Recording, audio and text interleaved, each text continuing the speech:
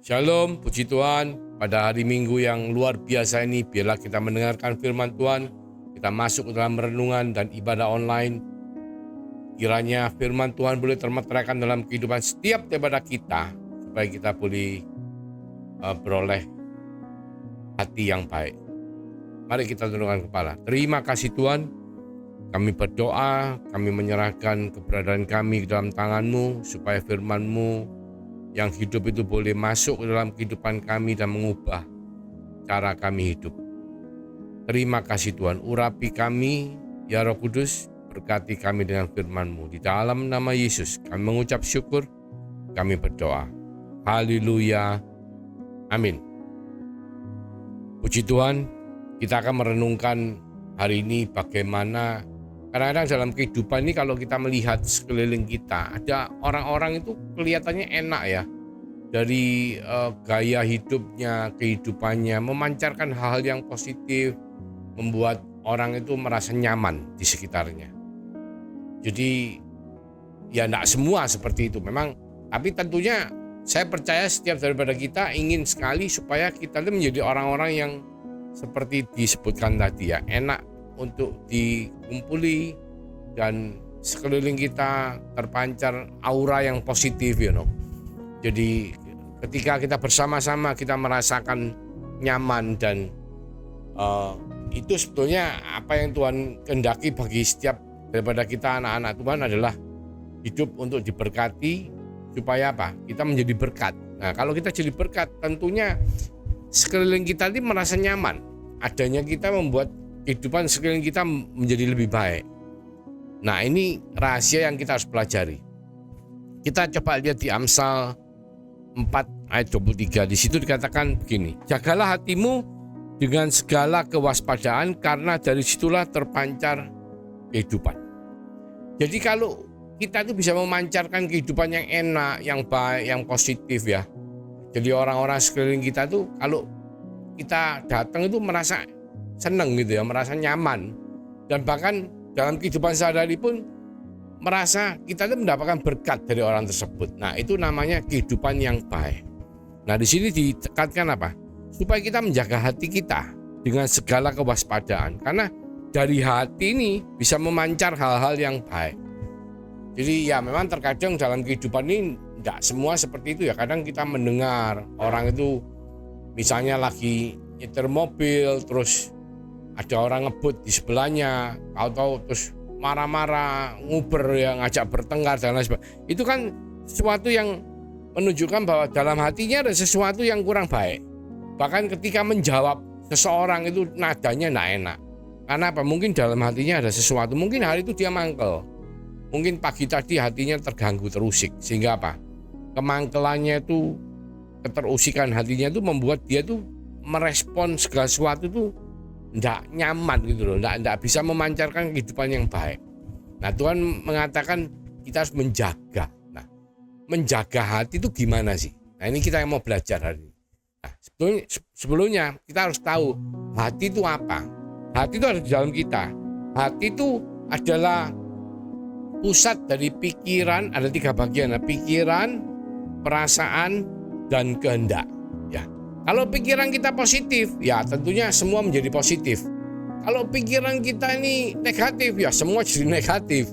Sama perasaan kita seneng, wah ngomongnya juga semangat ya. Ngomongnya juga penuh dengan keceriaan, sukacita. Tapi kalau kita lagi sedih, ya tentunya yang perasaan kita sedih itu membawa kita membicarakan hal-hal yang bahkan kelihatan penampilannya pun jadi ikut sedih. Suaranya juga ikut melas lah istilahnya ya, sedih ya. Nah, demikian pula dengan kehendak. Kalau kehendak kita itu baik, kehendak kita positif, tentunya kita akan melakukan hal-hal yang positif. Kita akan membuat orang-orang di sekitar kita merasakan sesuatu yang positif. Dan sebaliknya kalau negatif ya tentunya akan menjadi negatif. Nah, yang mau kita tahu ini, apakah firman Tuhan itu membicarakan secara detail bagaimana kita ini bisa membuat atau menjaga hati kita supaya selalu baik. Memang dikatakan pikiran tuh di Filipi 4 ayat 8 dikatakan pikirkanlah hal-hal yang baik, yang positif, yang enak didengar, hal-hal yang sesuatu yang sifatnya itu baik. Nah, kalau kita memikirkan hal-hal yang baik, tentunya respon kita terhadap orang itu menjadi baik. Perkataan kita juga menjadi baik. Saudara, perkataan itu penting sekali, saudaraku. Kelihatannya sepele ya. Memang ada satu penelitian oleh profesor di Jepang. Nah, penelitian ini unik sekali. Penelitian ini melibatkan air ya. Air ini dikasih satu perkataan yang positif, itu terus dari molekul-molekulnya itu membentuk molekul-molekul yang sangat bagus ya. Memang saya enggak ada gambar videonya, sebetulnya ada videonya yang menunjukkan itu. Dan bukan cuma itu, bahkan dia juga memberikan eksperimen kepada satu beras ya. Beras itu kalau diisi air lalu diperkatakan hal-hal yang positif. Ada lagi beras diisi air diperkatakan hal-hal yang negatif, ada lagi beras diisi air tidak diperkatakan apa-apa, jadi diabaikan. Nah, dari situ yang tentunya yang positif itu menjadi air yang baik sekali ya, airnya menjadi ragi yang sangat baik dan luar biasa ya, manis ya. Kalau kita ngomong bikin arak beras itu ya dari situ itu jadi sesuatu yang baik ya. Tapi kalau yang diperkatakan negatif, wah mulai nggak terlalu baik ya, agak busuk, terus ya baunya enak. Tapi yang luar biasa adalah yang tidak dikatakan apa-apa, yang diabaikan, misalnya tidak dianggap, itu malah menjadi yang terjelek. Jadi di situ kita mau belajar apa? Bahwa perkataan ini sangat penting, mempengaruhi sekali. Tidak berkata apa-apa, tidak menganggap juga berpengaruh. Tetapi yang lebih kita tekankan di sini adalah bagaimana supaya kita itu bisa menjaga pikiran kita, perkataan kita, supaya dari situ terpancar kehidupan yang baik ya. Yang pertama, pikiran. Bagaimana melatih pikiran kita supaya bisa selalu positif. Dikatakan di Roma 12 ayat 2 itu dikatakan seperti ini. Janganlah kamu menjadi serupa dengan dunia ini, tetapi berubahlah oleh pembaruan budimu, sehingga kamu dapat membedakan manakah kehendak Allah, apa yang baik, yang berkenan kepada Allah, dan yang sempurna ya. Yang berkenan, baik ya, bahkan yang sempurna. Jadi di sini dikatakan berubahlah. Berubahnya itu pakai kata-kata metanoia, metanos ya, perubahan transformasi di pikiran. Nous itu pikiran, noia pikiran. Jadi pikiran kita harus kita rubah menjadi positif, menjadi baik, supaya kita bisa mengetahui kehendak Allah yang baik, yang berkenan, yang baik, bahkan yang sempurna. Lah, gimana caranya kita bisa merubah itu? Nah, merubahnya adalah melalui firman Tuhan ya, karena firman itu ketika kita membaca, ketika kita merenungkan, kita akan bisa mengenali Allah kita. Kita akan bisa mengerti rancangan-rancangannya dalam kehidupan. Kita akan bisa tahu mana yang baik, mana yang buruk, mana yang berkenan, mana yang bahkan yang sempurna.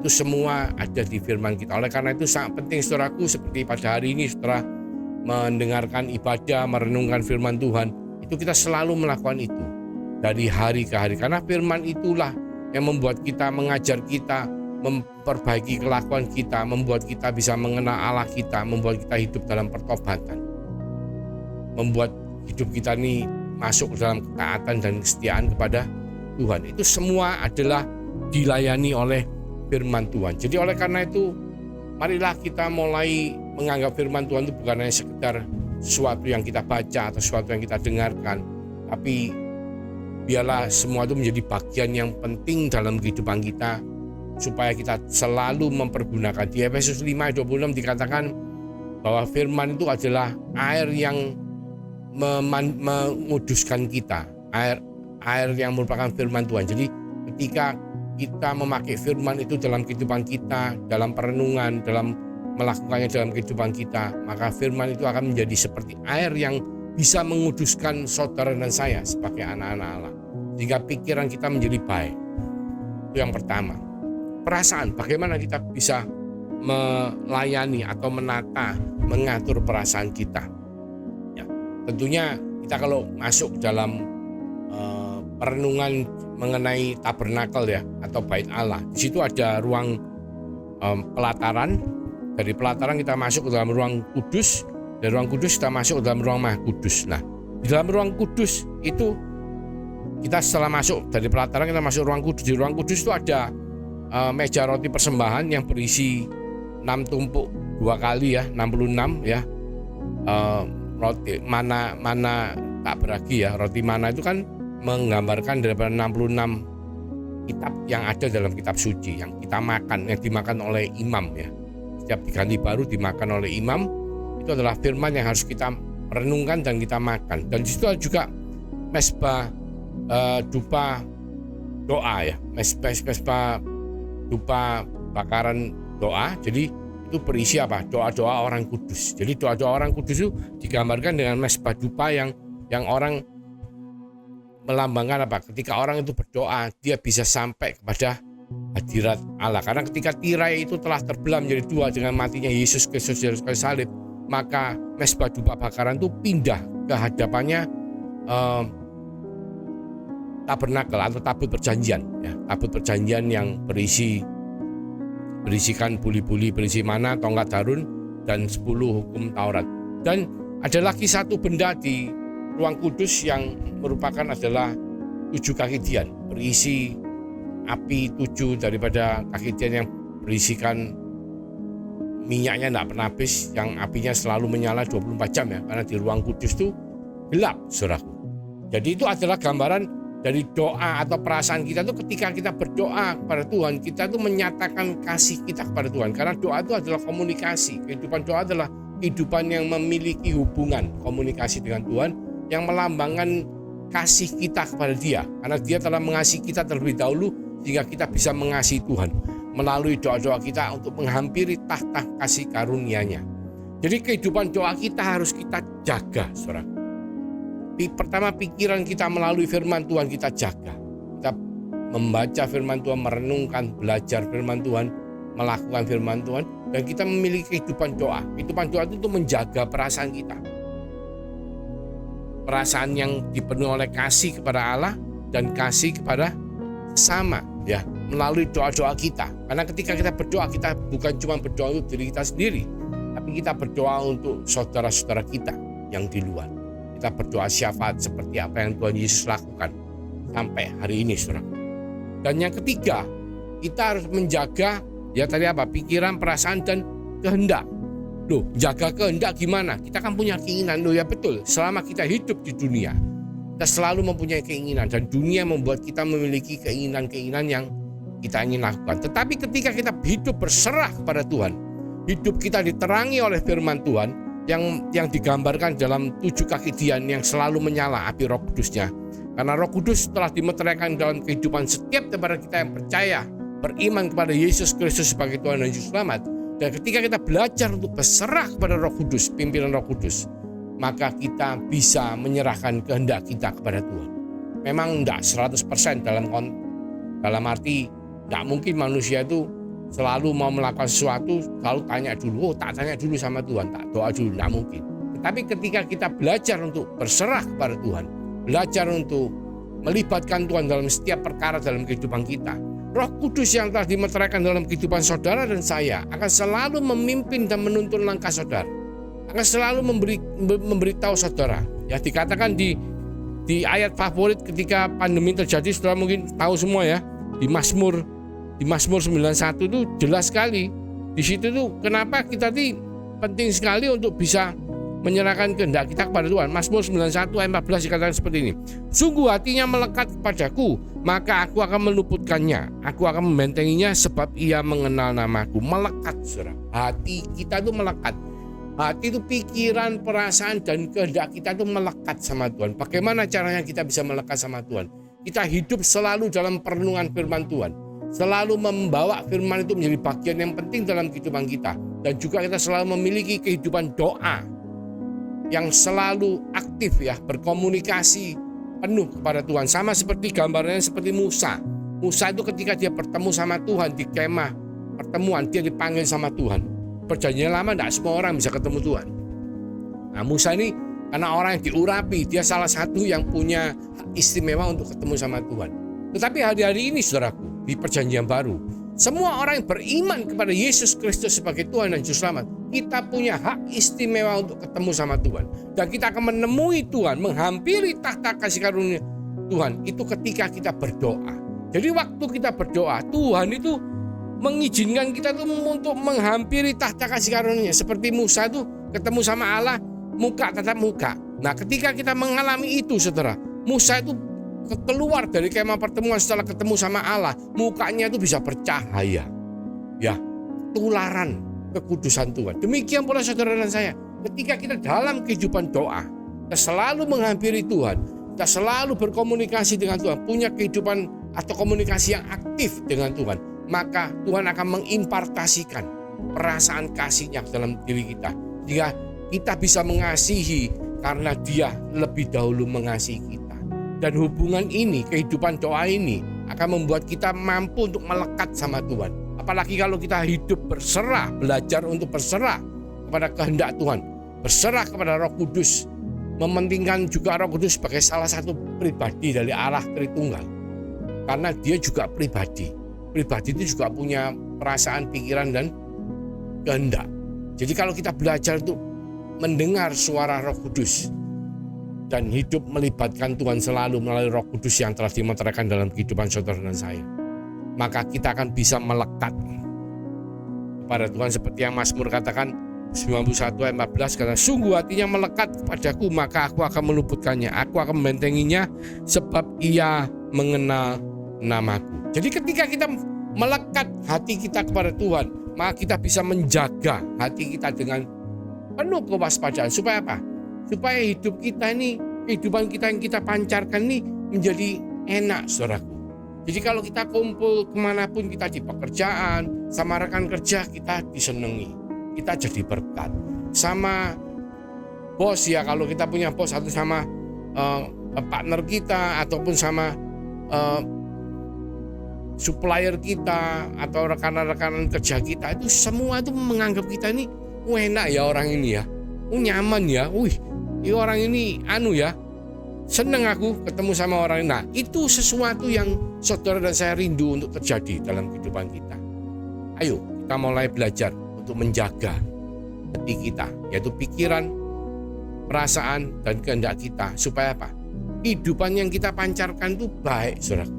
Baik di keluarga kita sendiri, dengan pasangan kita, dengan anak kita, dengan saudara, mungkin orang tua ya, semua family, maupun di masyarakat. Semua itu akan menjadi baik. Karena itu yang Tuhan inginkan untuk saudara dan saya, yaitu apa? Hidup kita diberkati untuk menjadi berkat. Oleh karena itu saudaraku, mari kita komit. Ayo hari ini kita mau untuk menjaga hati kita. Supaya apa? Supaya terpancar kehidupan yang positif. Renungkan firman, lakukan firman, punya kehidupan doa yang aktif, baik, dan belajar untuk berserah kepada Roh Kudus dalam setiap aspek di kehidupan saudara dan saya. Mari kita berdoa. Terima kasih Tuhan Yesus untuk berkat firman-Mu, supaya kami boleh punya kehidupan yang menyenangkan untuk sekeliling kami, yaitu menjadi berkat Tuhan, di mana Tuhan mengingatkan setiap daripada kami untuk bisa menjaga hati kami dengan segala kewaspadaan, yaitu pikiran, perasaan, dan kehendak kami selalu positif, karena firman Tuhan selalu membuat kami, mengubah kami, menguduskan kami menjadi selalu baik, positif. Juga perasaan kami melalui kehidupan doa yang kami aktif jalankan, yang kami komunikasikan kepada Engkau dalam kehidupan doa, yang membuat kami dipenuhi oleh kasih-Mu, karena kami bisa mengasihi karena Engkau yang telah mengasihi kami terlebih dahulu. Juga melalui pimpinan Roh Kudus, tuntunan Roh Kudus yang membuat kami hidup berserah turut dengan kehendak-Mu. Tuhan, terima kasih Tuhan. Berkati setiap daripada kami, urapi setiap daripada kami. Biarlah kasih karunia dari Tuhan Yesus Kristus boleh menjadi bagian dari kehidupan kami melalui meterai Roh Kudus yang selalu menyertai, memimpin, menuntun, menolong setiap daripada kami mulai hari ini sampai Tuhan Yesus datang kedua kalinya, bahkan sampai Maranatha. Di dalam nama Tuhan Yesus kami mengucap syukur. Haleluya. Amin. Tuhan Yesus memberkati.